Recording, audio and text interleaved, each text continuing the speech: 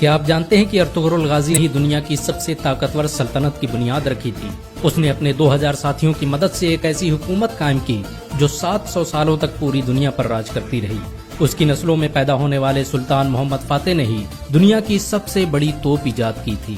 Ertugrul کے ذریعے استھاپت کی گئی سلطنت عثمانیہ نے دنیا کو سب سے زیادہ ویگیانک اور ڈاکٹر دیے۔ راکٹ ٹیکنالوجی پر آدھارت دنیا کا پہلا جہاز سلطنت عثمانیہ میں ہی بنایا گیا تھا۔ ارطغرل نے ڈاکٹروں اور عالموں کی ایک بڑی جماعت تیار کی تھی جو مفت میں لوگوں کی مدد کرتی تھی۔ ان کا پورا خرچ ارطغرل خود اٹھاتا تھا۔ ارطغرل اکیلا انسان تھا جس سے منگول بھی دہشت کھاتے تھے۔ 13ویں صدی عیسوی میں جب منگولوں نے مسلمانوں کے سارے بڑے شہر تباہ کر دیے تو ارطغرل نے سوغوت میں دنیا کی سب سے طاقتور سلطنت کی بنیاد رکھی۔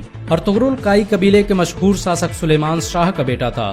سلیمان شاہ اوغوز کی نسلوں سے تھے جنہوں نے چین سے بھاگ کر ایران اور شام میں پناہ لی تھی۔ آپ کو یہ جان کر حیرانی ہوگی کہ چین میں آج جن اوئیگر مسلمانوں پر ظلم ہو رہا ہے وہ اوغوز کی نسلوں اور ارطغرل کے خاندان سے تعلق رکھتے ہیں۔ بہت کم لوگ جانتے ہیں کہ ارطغرل غازی نے قرآن کو اپنا سنویدھان بنایا تھا۔ اس کی حکومت میں سود اور بیاج کے استعمال پر سخت مناہی تھی، یہاں تک کہ یہودی اور عیسائی بھی اسلامی قانون کے مطابق تجارت کرتے تھے۔ ارطغرل جب اناطولیہ میں داخل ہوا تو صلیبیوں نے مسلمانوں کے خلاف جنگ چھیڑ رکھی تھی۔ دوسری طرف منگول بغداد کے 10 لاکھ مسلمانوں کا قتل کر چکے تھے، لیکن ارطغرل کے آنے کے بعد اچانک اناطولیہ سمیت وشو کا نقشہ ہی بدل گیا۔ ارطغرل کی شجاعت اور ہمت سے دشمن بھی کانپتے تھے۔ اس نے اپنے چند ساتھیوں کی مدد سے چنگیز خان کی فوجوں کو گھٹنے ٹیکنے پر مجبور کر دیا۔ صلیبیوں اور منگولوں کے خلاف ارطغرل کے جذبے کو دیکھتے ہوئے سلجوقی سلطان علاؤالدین کیقوباد نے اسے انکارا کی زمینوں کا مالک بنا دیا۔ ارطغرل قرآن کے بنائے اصولوں کے مطابق حکومت کرتا تھا۔ اس کی نظر میں سب برابر تھے، یہی وجہ ہے کہ اس سے پربھاوت ہو کر بہت سے لوگ مسلمان بن گئے۔ چنگیز خان کے سپہ سالار اور صلیبی کمانڈروں نے بھی ارطغرل کے ہاتھوں اسلام قبول کر لیا۔ اناطولیہ کی سرحدوں میں آ کر ارطغرل نے سب سے پہلے سوغوت کا قلعہ فتح کیا۔ یہ وہی قلعہ تھا جہاں پر ہزاروں مسلمان قتل کیے گئے تھے۔ سوغوت کو فتح کرنے کے بعد ارطغرل نے وہاں ایسا نظام قائم کیا کہ وہ سلجوقی سلطنت کا سب سے امیر شہر بن گیا۔ اس کی حکومت میں یورپ کی ایک بڑی آبادی ویاپار کرنے سوغوت آتی تھی۔ ارطغرل بڑا ہی انصاف پسند تھا۔ اس کی تلوار ہمیشہ میان سے باہر رہتی تھی۔ سلجوقی سلطنت کے خلاف سازش رچنے والے سعد الدین کوپیک سے لے کر کمانڈر ڈریگوس کو اس نے سرے عام قتل کر دیا تھا۔ ارطغرل نے جس سلطنت کی بنیاد رکھی اس نے ماتر 100 سال کے اندر ہی آدھی دنیا کو فتح کر لیا۔ اس سلطنت کی سرحدیں ایشیا سے لے کر یورپ اور افریقہ تک پھیلی ہوئی تھی، یہاں تک کہ پورا بھومدھیہ ساگر خلافت عثمانیہ کے قبضے میں تھا۔ 17ویں صدی عیسوی تک دنیا کی آدھی دولت سلطنت عثمانیہ کے قبضے میں تھی۔ جاپان، روس اور فرانس جیسے دیش ترکی کی خلافت عثمانیہ سے قرضے لیتے تھے۔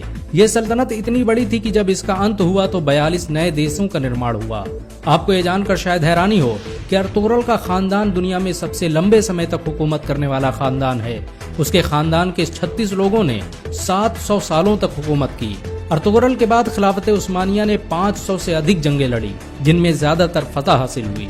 ارطغرل چٹانوں کی طرح سخت تھا۔ وہ جب اناطولیہ آ رہا تھا تبھی راستے میں اس کے پتا سلیمان شاہ کی ڈوبنے سے موت ہو گئی اور اس کے بھائیوں نے اناطولیہ جانے سے انکار کر دیا، لیکن ارطغرل اکیلے ہی اناطولیہ آیا اور صلیبیوں پر قہر بن کر ٹوٹ پڑا۔ منگولوں نے ارطغرل کو مارنے کی ہزاروں کوششیں کی لیکن وہ کبھی کامیاب نہیں ہو سکے، یہاں تک کہ انہوں نے اپنے دشمنوں سے بھی ہاتھ ملا لیا۔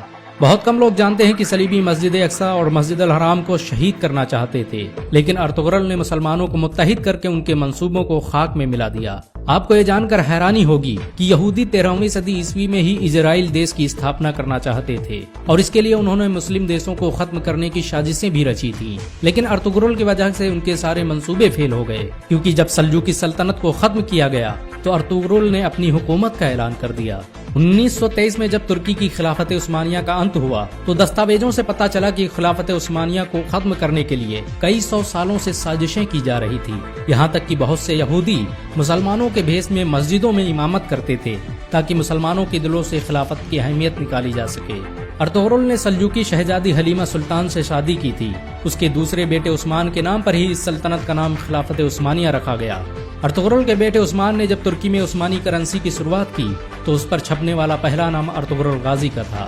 2014 میں ترکی کے راشٹرپتی رجب طیب اردوغان کے کہنے پر ارطغرل کی زندگی پر ایک ڈرامہ بھی بنایا گیا۔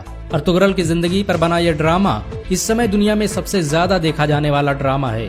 اسے 90 سے ادھک بھاشاؤں میں انواد کیا جا چکا ہے اور دنیا کے 150 سے ادھک دیش اس کا لائیو پرسارن کر رہے ہیں۔